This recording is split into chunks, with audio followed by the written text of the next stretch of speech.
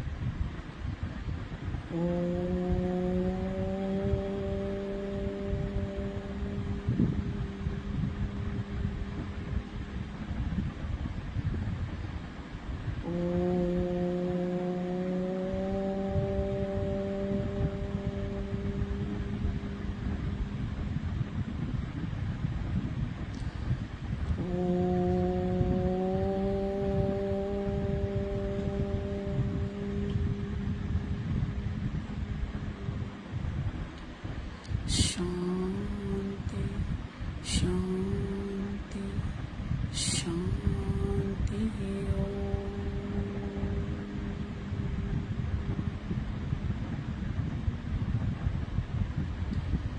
और एक बात और आ रही मन में कि हम थैंक यू और ओम तो बोल ही रहे हैं, साथ में 3 बार आनंद आनंद भी बोलिए। आनंद है, आनंद है, आनंद है, शांति है, शांति है, शांति है।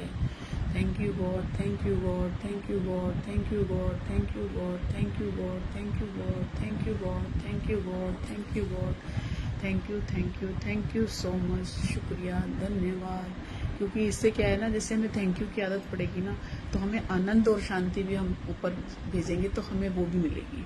तो जो जो हमें लेना है ना, उसको बोलने की आदत डालें, तो वो अट्रैक्शन होता है। जैसे बहुत सारे पंडितों से जब आप मिलेंगे ना, लॉ ऑफ अट्रैक्शन जिसे कहते हैं, वो पंडित तो नहीं बताते, लेकिन एक साइकोलॉजिकल एक माइंडसेट होता है कि हम जो विचार अपने ऊपर भेज रहे हैं वो बैक होके हमारे पास आते ही आते हैं। तो हमारे पास सारी चीज़ें जब बैक होके आती हैं तो हम क्यों ना अच्छी अच्छी चीज़ें भेजें। जब अच्छी भेजेंगे तो हमारे पास अच्छी लौट के आएंगी, है ना। तो हमें जीवन में क्या करना है, अपने आप को अगर सुधारना है तो हमें अच्छी संगत, अच्छा व्यवहार, अच्छा आचरण लेना ही पड़ेगा, करना ही पड़ेगा, तभी हमारे जीवन में कुछ अच्छी चीज़ें आएंगी, पॉसिबिलिटी आएंगी अच्छी चीज़ों की। और वरना कुछ भी नहीं रहेगा जीवन में, हमेशा ऐसे ही रोते रोते आए और रोते रोते ही चले जाएंगे, कुछ नहीं है बाकी जीवन में किसी के। तो खैर कोई नहीं, जो होता है अच्छे के लिए होता है। थैंक यू, शुक्रिया कहने की आदत कभी ना छोड़ें, करते रहें, जपते रहें और हरि नाम बोलते रहें। सब कुछ पॉसिबल है। और इम्पॉसिबल में देखो, जब यहाँ से इन हटा देते हैं तो पॉसिबल ही पॉसिबल है। तो हमें गलत चीज़ों का उच्चारण भी मुंह से नहीं करना है। कर देते हैं, हम भी कर देते हैं, मैं भी कर देती हूँ, लेकिन कोशिश ये करनी चाहिए कि कम करें, क्योंकि गुस्सा हमारे कंट्रोल में होता नहीं है कभी कभी। वैसे तो जनरली नहीं होता है, लेकिन जब होता है तो फिर होता ही है। तो लेकिन अच्छी चीज़ों से क्या होता है ना, हमें बल बहुत मिलता है। जैसे खाली कोई ये कह देते हैं ना, हाँ कोई काम है, मैं आऊँ, मैं कर दूं, मैं तुम्हारे साथ हूँ, अकेला मत समझना। तो ये खाली कहने भर से हमें कितना अच्छा लगता है। कोई करे या ना करे ये तो एक अलग मैटर है, लेकिन उसको कहने से बड़ा अच्छा लगने लगता है। तो ये बड़ी चीज़ है, बहुत बड़ी चीज़ है जीवन में। तो अच्छा अच्छा करना है हमें। जैसे एक बच्चा था, मतलब एक फैमिली थी, हर छुट्टियों में जैसे नानी के घर जाते हैं ना बच्चे, तो बड़े खुश होते हैं। अब तो बहुत सब लोकल ही होता जा रहा है, तो इतना रहा नहीं, लेकिन पहले के समय में बहुत होता था। तो एक फैमिली थी, वो हर साल अपनी मतलब मम्मी के पास जाते थे, नानी के पास जाते थे। तो एक बार क्या हुआ, उनके फैमिली में कुछ ऐसा हुआ कि कुछ घाटा हो गया या कुछ हुआ, तो उन्होंने बोला नहीं, अब की बार बजट नहीं है तो हम लोग नहीं चलेंगे। तो उन्होंने अपने बेटे से भी बोल दिया कि बेटा अब की बार नहीं चलेंगे, अब की बार हम यहीं रहेंगे। और तो बेटा बहुत उदास हो गया, क्योंकि पहले के समय में घूमने के नाम पे सिर्फ एक नानी का घर ही हुआ करता था। हम लोग के साथ भी यही होता था। तो अब बच्चे ने बोला कि मम्मा आप हम लोग अगर तीनों ना चलें, वो मतलब 7th 8th का बच्चा था, और अगर खाली मैं अकेला चला जाऊं नानी के पास तो क्या होगा, क्योंकि नानी लोग प्यार बहुत करती है ना, तो बच्चे को अट्रैक्शन नानी के प्रति थोड़ा ज़्यादा ही होता है। तो उसने सोचा, बोला अच्छा मैं सोच के बताती हूँ। फिर उसने अपने हस्बैंड से बात करी और बोला कि बच्चा कह रहा है कि आप मुझे नानी के घर के लिए बिठा दीजिए, 1 घंटे का ही तो रास्ता है, वहाँ से मामा मुझे ले लेंगे। तो उन्होंने सहमति दे दी, उनके हस्बैंड ने। उन्होंने कहा चलो कोई बात नहीं, तुम चले जाना। अब सारी वार्तालाप हो गई, उसको बिठा दिया गया, और उसको जैसे जाते समय बोलते हैं ना, किसी का खाना नहीं है, किसी से बात नहीं करनी, ऐसे नहीं वैसे नहीं, पानी खाना सब दे दिया 1 घंटे के लिए। और एक टिफिन था, उसके ऊपर एक स्लिप थी। उसने जब वो बैठा तो उसने बोला कि उसकी माँ ने बोला जब तुम इसे लेके बैठना तो वहाँ बैठ के गाड़ी में पढ़ लेना। तो उसने जब वो खोला तो उस पर मैसेज था कि तुम परेशान मत होना, मैं तुम्हारे पीछे वाले सीट के डब्बे में ही हूँ, जो ट्रेन के डब्बे होते हैं उसके पीछे वाले डब्बे में हूँ, तुम परेशान मत होना। अब बच्चा बहुत खुश हो गया कि मम्मी भी रह नहीं पाई और मेरे साथ आ गई। वो बहुत हैप्पी था, उसका कॉन्फिडेंस लेवल बूस्ट हो गया, बहुत बढ़िया, उसको अच्छा लगने लगा। अब जैसे ही 1 घंटा हुआ और ट्रेन रुकी और उसके मामा खड़े हुए थे, सीट नंबर उन्हें पता था, तो वो उसको लेने के लिए पहुंच गए कि बच्चा छोटा है तो मैं उसे लेने चला जाऊं। अब वो जैसे उसने मामा को देखा, उछला और उसने जो है मामा को हक करके मिला और बोला मामा मामा, मम्मी भी पीछे वाली सीट पे हैं। अब मामा तो समझ चुके थे कि मम्मी नहीं है, लेकिन उसका कॉन्फिडेंस लेवल बूस्ट करने के लिए उन्होंने उसको ये चीज़ बोली। तो यही सिर्फ हम ये कहते हैं ना कि मैं तेरे साथ हूँ, खाली इतना कहने से बहुत सारा बल मिल जाता है। जैसे कहते हैं कि एक मुट्ठी होती है और ऐसे हम हाथ उंगली होती है तो एक होती है, मुट्ठी बन गई तो बहुत ताकत आ जाती है। तो खाली कहने मात्र से फिर उसने उसको, मामा ने उसके बेटे को समझाया कि बेटा मम्मी नहीं आई, तुमको अकेला ना लगे, तो उन्होंने एक ऐसा लेटर लिखा ताकि तुम्हारा माइंडसेट बहुत पॉजिटिव हो जाए। तो बी पॉजिटिव, अच्छा सोचें, सब अच्छा होगा। और प्रभु जो करते हैं ना वो सब बहुत अच्छा ही होता है, बस हम समझ नहीं पाते हैं जीवन में। बस इतना सा ही कष्ट है और कुछ नहीं है जीवन में। और अगर किसी ने जैसे बुरा कर भी दिया, हमसे बहुत सारी गलतियां हो भी जाती हैं, माफ़ी भी मांग लेनी चाहिए, मानसिक रूप से मांग लेनी चाहिए। लेकिन अगर हम उसके प्रति निरुत्तर हो जाते हैं ना और हम अपने कर्म करते रहते हैं, तो कहीं ना कहीं उसके मन में एक प्रेम का भाव जरूर पनपेगा। इसलिए कहते हैं कि हम अच्छे हैं तो हम अच्छा करते रहें, दूसरा जो भी कर रहा है उसे करने दें। एक आदमी था, एक राजा था, उसको जो है किसी पंडित ने बोला 7 दिन बाद तेरी मृत्यु हो जाएगी और किसी सांप के डसने से तेरी मृत्यु होगी। और जहां पर वो बात बता रहा था, बोला वो सांप इसी पेड़ के नीचे से निकलेगा। मतलब इतना करेक्शन उसने बताया। अब उसने सोचा कि अच्छा, वो बिल्कुल भी माइनस में नहीं गया, उसने उसको पॉजिटिव लिया कि 7 दिन तो है मेरे पास, कोई बात नहीं। उसने अच्छे कर्म किए और सब कुछ किया। और उस राजा ने एक आदेश दिया कि यहाँ से लेके, इस पेड़ से लेके और जहां तक मेरा राज्य है, मेरा रूम है जहां पे मैं रहता हूँ, वहां पर चारों तरफ फूल बिछा दिए जाएं और जगह जगह इतने बड़े बड़े कटोरों में दूध रख दिया जाए। अब उनके जो मंत्री होते हैं उन्होंने बोला ये क्या कह रहे हैं, एक तो वो आपको मारने आ रहा है और आप ये कह रहे हैं कि दूध रख देना, फूलों से उसका रास्ता सजा देना, उसका वेलकम करना, स्वागत करना। अब जैसे ही 7वां दिन आया और वो बिल में से निकला, सांप निकला और उसने देखा इतनी सुगंधित फूलों से रास्ता सजा हुआ है और बहुत उसको अच्छा लगने लगा कि इतना सुंदर रास्ता तो मेरे लिए आज तक किसी ने नहीं सजाया। मुझे तो सब मारते हैं, डंडे से मारते हैं, फेंक देते हैं, लेकिन ये, और जिसको ये पता है कि मैं इसे मारने वाला हूँ और वो इतना अच्छा वो कर रहा है, तो उसको जो है वो चलने लगा, चलता जा रहा था और देखा जगह जगह पे दूध के कटोरे हैं। वो कहीं पे थोड़ा सा दूध पीता, फिर आगे बढ़ता, फिर थोड़ा सा दूध पीता, फिर आगे बढ़ता।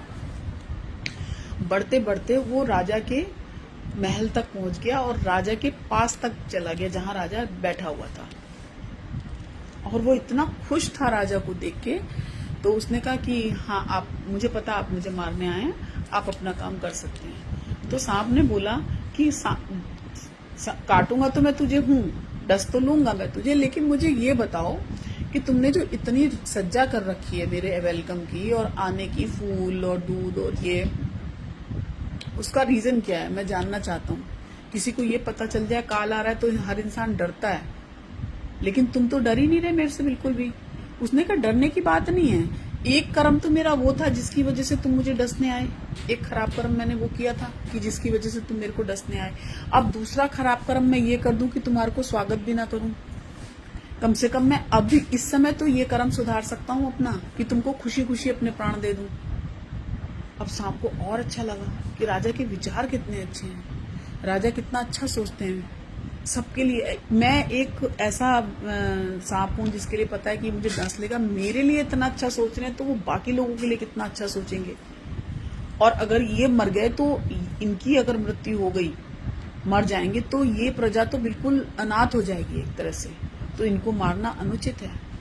तो उसने कहा मैं तुम्हें क्षमा करता हूँ और तुम अपना राज्य भोगो और मैं तुमसे अति प्रसन्न हूँ। तो मतलब एक जो दुश्मन था वो भी फेवर में आ जाता है अगर आपके कर्म अच्छे हैं। हम जो हैं, हमें अगर अपने को दर्शाना है तो हम भगवान का अंश हैं, हम भगवान का स्वरूप हैं, तो हमें वैसे ही चीजें करनी चाहिए जैसी भगवान को पसंद है। और भगवान को वही पसंद आते हैं जो सच्चे और नेक होते हैं। जो दुष्ट आत्माएं हैं वो रहने दीजिए, उनसे हमारा लेना देना नहीं है, लेकिन हम अपने को उनके साथ रह के दुष्ट ना बनाएं। और अक्सर ऐसा होता है, अच्छों के साथ बहुत कुछ ऐसा घटित होता है जो उनकी वो एडजस्ट नहीं कर पाते, लेकिन घटता है वो चीज, तो घटने दीजिए। भगवान हमारी परीक्षा ले रहे हैं, लेकिन हम अपने फर्ज करते रहें। जीवन में यही 2-4 चीजें ऐसी हैं जो हम कभी छोड़ नहीं सकते। जैसे बुद्ध जैसे शिक्षा देते थे ना, तो उनको वो भी भिक्षा लेने के लिए भी भेजते थे। तो एक बार दो शिष्य थे, उन्होंने सोचा कि इनको बहुत प्यार करते हैं और मुझे नहीं प्यार करते, पता नहीं क्या बात है, क्या चक्कर क्या है। तो उन्होंने उनसे पूछा कि ऐसा क्यों करते हैं आप और मेरे को भिक्षा लेने क्यों नहीं भेजते। उन्होंने कहा नहीं, अभी तुम परिपक्व नहीं हुए हो, जिस दिन तुम्हारा पात्र बिल्कुल पक जाएगा और तुम उस योग्य हो जाओगे तो तुम्हें भी भेजूंगा। उसने कहा नहीं नहीं, आप जो है पार्शलिटी करते हैं और आप मुझे जाने दीजिए। उसने कहा ठीक है, तुम चले जाओ। और वो जिस गांव में गए, उसने कहा ऐसे पूरब की तरफ जाना, वहां भिक्षा का पात्र लेना और एक बार मांगना, फिर दोबारा नहीं मांगना, ऐसे ऐसे करके उन्होंने समझा दिया। वो चले गए। अब जो है जिसने उसको भिक्षा दी तो भिक्षा उन्होंने फेंक के दी, तो उसको बहुत गुस्सा आ गया। और दूसरे ने जो है उसको कुछ उल्हाने देते हुए कि अरे मांगने आ जाते हैं, इतने जवान हैं, हट्टे कट्टे हैं और फिर भी मांगते हैं, ये सब करने लगे। तो उसको बहुत गुस्सा आ गया, बहुत तेज गुस्सा आया और उसने वो पात्र वहीं फेंका और वो वापस आ गया अपने गुरु के पास। अब वापस आने के बाद उसने सोचा, उसने अपने गुरु से कहा लोगों को तमीज ही नहीं है, उनको संतों का महत्व नहीं पता, उन्हें पता है हम भिक्षुक हैं और वो हमको ऐसे भिक्षा फेंक के देते हैं, फलाना करते हैं, ढिमाका करते हैं। तो उन्होंने कहा कोई बात नहीं, शांत रहो। अब जो दूसरा वाला था उसको बोला कि अच्छा अब तुम जाओ। उसने कहा, और उसको भी उसी गांव में भेजा जहां उसे भेजा था। उसने कहा कि हाँ ठीक है, अब तुम हो क्या और मैं देख के आओ कि क्या क्या है, वहीं से भिक्षा लेके आना। अब जब वो गए तो उन्होंने फिर वैसा ही व्यवहार किया, वैसा ही सेम व्यवहार किया। उन्होंने फेंक के भिक्षा दी और कोई गाली दे रहा था तो उन्होंने कहा धन्यवाद माता, भगवान आपका भला करे। और जिसने फेंक के दी, भगवान उसको भी बोला भगवान आपका भला करे। और किसी को चोट लगी हुई थी, वो दूसरी तरफ चला गया, उसको हाथ में वो चिल्ला रहा था कि नहीं मैं नहीं जाऊंगा तुम्हारे साथ, ऐसा वैसा, फिर भी वो उसको जबरदस्ती करके ले गया और उसकी सेवा करी। तो उस सेवा के प्रभाव से उन्हें लगा कि ये नेक बंदे हैं और वो बिल्कुल रुष्ट नहीं हो रहे थे। कुछ भी कह रहा था तो वो उसको कुछ दुआ ही दे रहा था। उसने किसी को फेंक के नहीं मारा, किसी को गलत बात नहीं बोली। तो उन्होंने उस चीज को समझा कि एक्चुअली संत और साधु में क्या अंतर होता है, कि जब तुम्हारा भी अभी अपने गुस्से पे ही कंट्रोल नहीं हो रहा है और अगर कोई तुम्हें दे ही रहा है ना, ले तो नहीं रहा तुमसे कुछ, तो जब ले रहा है तो उसे कुछ तुम्हारा भी तो फर्ज बनता है कि तुम दो। फिर वो लेके वहां पे आया और उसने जो पहला वाला था, जो पहले वाला आके उसने पात्र वात्र फेंक दिया था, उसको बताया। उसने कहा कि मैं भी गया था, मुझे भी ऐसे ही दिया, लेकिन कोई बात नहीं, वो दया के पात्र हैं, उनको ज्ञान नहीं है। लेकिन हम अगर आपके सानिध्य में हैं, अगर बुद्ध के सानिध्य में हैं या जिस भी इष्ट को हम मानते हैं, तो कम से कम हम उनके आचरणों पे तो चलें, हमारा आचरण तो शुद्ध हो जाए कम से कम, कि हम क्या कर सकते हैं और क्या नहीं कर सकते हैं, ये तो हमें पता रहना चाहिए। जीवन में यही तो मेन है। फिर सब में और उसमें अंतर कहने लगे, इसीलिए मैं तुम्हें नहीं भेज रहा था क्योंकि अभी तुम कच्चे हो, और अभी तुम जब सेट हो जाओगे ना तो तुम सारी चीजों को समझ पाओगे, फिर तुम्हारे अंदर वो ज्ञान और ममता आ जाएगा। दुनिया में सबसे खूबसूरत रिश्ते वही होते हैं जो मन के धागों से बंधे होते हैं, बिना किसी शब्द और बिना किसी शर्त के। तो जब हम किसी के भी सानिध्य में जाते हैं ना, तो कोई शर्त नहीं होती, ना उम्र की सीमा हो, ना कर्मों का बंधन। तो जो भी चीजें हम कर रहे हैं ना, हम अपने लिए कर रहे हैं, स्वतः हर समय अपने लिए कर रहे हैं। तो इसलिए अच्छा बने रहें, अच्छे कर्म करते रहें। ईश्वर के सानिध्य में जाना है, ईश्वर का प्रेम पाना चाहते हैं तो ईश्वर के बनाए हुए सभी बंधनों को, सभी बंदे जितने भी जीवात्माएं हैं, उन सबको उसी निगाह से देखें और उसी परमात्मा का रूप देख के प्यार करें, ताकि आपके अंदर भी वो अनुभूति आए। जैसे हम मंदिर में देख के खड़े होते हैं और आंख बंद करके भगवान से प्रार्थना करते हैं, तो हम उनको भी उसी तरह देखें, उसके अंदर भी वही जीवात्मा है। संबंध इतना सुंदर बनाए कि सुख हो या दुख हो, हक से बात कर सकते हैं। कहते हैं कि कोई तराजू नहीं होता रिश्तों का वजन तोलने के लिए, लेकिन प्रभा बताती है कि कौन कितना ख्याल रखता है। कर्म वही करो जिसका हिसाब देने में तकलीफ ना हो। मालिक के न्याय की चक्की धीमी चलती है लेकिन पिसती बहुत बारीक है। तो अपना कर्म करते रहे। नियति कहती है बिछड़ना एक दिन तय है, प्रेम कहता है कोशिश करते रहिए, साथ कुछ नहीं जाएगा। लेकिन प्रेम की बंधन, जैसे हम चले जाएंगे तो कल क्या याद आएगा कि हम उच्चारण करते थे, 2 दिन याद भी कर लेंगे, चलो कोई बात नहीं, उसके लिए भी थैंक यू। लेकिन कहीं ना कहीं कुछ ऐसा कुछ तो होगा जो याद करने योग्य। कुछ करेंगे तभी तो याद कर पाएंगे, कुछ नहीं करेंगे तो क्या फायदा होगा जीवन का। जीवन ही व्यर्थ है। मुझे ईश्वर को आवाज देना अच्छा लगता है, चाहे वो सुने या ना सुने। कब तक नहीं सुनेंगे। और नहीं तो वही है, गर्ज सजदा कराती है, इबादत कौन करता है। कभी कभी हम पता है इतने मजबूर हो जाते हैं, कुछ ऐसी प्रॉब्लम्स आ जाती हैं जिसके कारण हम प्रभु को पुकारते हैं, लेकिन प्रभु अकारण हमें पुकारते हैं। उनके पास कोई कारण नहीं है हमें प्यार देने का, लेकिन फिर भी वो हमें बहुत प्यार करते हैं। हमारा अस्तित्व हमारे कर्म से है, किसी नज़रिए से नहीं। जीवन में अगर हमेशा खुश रहना चाहते हो तो किसी से उम्मीद मत रखो। जिंदगी से ज़्यादा उम्मीद ना किया करें, कहीं कुछ भी नहीं बदलने वाला, बदलता है तो सिर्फ समय, रिश्ते और लोग। तो कुछ ऐसा है नहीं जीवन में, सब कुछ बहुत अच्छा है। और अगर कुछ नहीं अच्छा लग रहा ना तो उगते सूरज को देख लीजिए। उगते सूरज को देखेंगे ना तो हमें लगेगा कि हमारे पास सब कुछ है जीवन में। चंद्रमा को देख लीजिए, शांति का प्रतीक है। अपने माता पिता को देख लीजिए, जिसको आप बहुत प्यार करते हैं और वो आपको नहीं कर रहा, कोई बात नहीं, आप उसे देख लीजिए। भगवान के पास तो सारे स्वार्थ के वशीभूत आते हैं, निस्वार्थ कौन जाता है? कुछ ना कुछ चाहिए होता है। जो निस्वार्थ जाता है, जिसको कुछ नहीं चाहिए, वो है एक्चुअल प्रेम।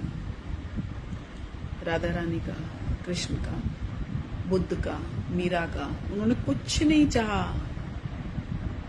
है ना। तुलसी, सूर, कबीर, उन्होंने सिर्फ और सिर्फ ये कहा कि मैं आंखें खोलूं तो देखूं भगवान का स्वरूप, कान दिए तो सुनूं सिर्फ भगवान की वाणी, मुख दिया तो बोलूं सिर्फ हरि का नाम। और जो भी हमारे को स्पंदन या सेंसेस दिए हैं हमारे ऑर्गन्स में, वो सारा का सारा हमारे अंदर जो भी घटित हो रहा है ना, वो सिर्फ प्रभु के लिए हो। हमें किसी से कोई और लेना देना नहीं है। और ये हमें बार बार बोलना पड़ेगा। जब हम बार बार बोलेंगे ना, तब हमारे अंतर तल तक वो बात जाएगी। और कुछ चीजें ऐसी होती हैं, लोग बोलते हैं अरे पुरानी चीजें भूल जाओ।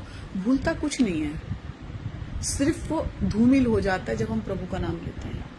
वो क्षणिक दुख देता है, जो बहुत 100% देता था, अब वो थोड़े से में सिमट जाता है। और जब हम और आगे बढ़ जाते हैं कि जब हमें कुछ याद ही नहीं रहेगा, सिर्फ प्रभु याद रहेंगे, तब वो चीजें होती हैं। लेकिन हम नॉर्मल मानव मन है तो ये सारी चीजें चलती रहेंगी। लेकिन हमें स्मरण नहीं भूलना है, किसी भी कीमत पर हम जाप नहीं करना छोड़ सकते। जाप करते रहेंगे तो हमारे जीवन में सब कुछ अच्छा होता जाएगा। ये मेरा अपना पर्सनल अनुभव है कि आप सब कुछ भूल जाएंगे। थोड़ी देर के लिए गुस्सा आएगा, आना स्वाभाविक है। अगर हम अपने हक के लिए या किसी चीज़ के लिए हम लड़ रहे हैं तो इसका मतलब ये नहीं कि हम ओम कर रहे हैं तो हम किसी को जवाब नहीं देंगे। जवाब दीजिए। भगवान ने कहा है आप अपने लिए, अपने सेल्फ रिस्पेक्ट के लिए आप आर्ग्यू करिए। और अगर या तो फिर आप बिल्कुल ही मौन हो जाइए, आप किसी से मतलब ही मत रखिए, साधु बन जाइए। करनी आपकी, सोच आपकी, जो आपको अच्छा लगे वो कीजिए। और बहुत सारे लोग परेशान हैं इस समय, बहुत सारे मैसेज आते हैं कि ये चीज़ सक्सेस नहीं हुई, ऐसा नहीं है, वैसा नहीं है। तो हमारे पास सिर्फ प्रार्थना है। हम प्रार्थना कर सकते हैं कि सभी सुखी हों, स्वस्थ हों, संपन्न हों, आनंद में हो और ढेर सारी शांति हो और सुकून हो, ताकि एक ये जो लोभ की छड़ी है ना, ये शांत हो। जिस दिन ये शांत हो जाएगी ना, तो ऑटोमेटिकली हमारे अंदर शांति आ जाएगी। इसी के साथ सभी को जय श्री राम, जय श्री राम, जय Shri Ram. Thank you, thank you, thank you, thank you so much.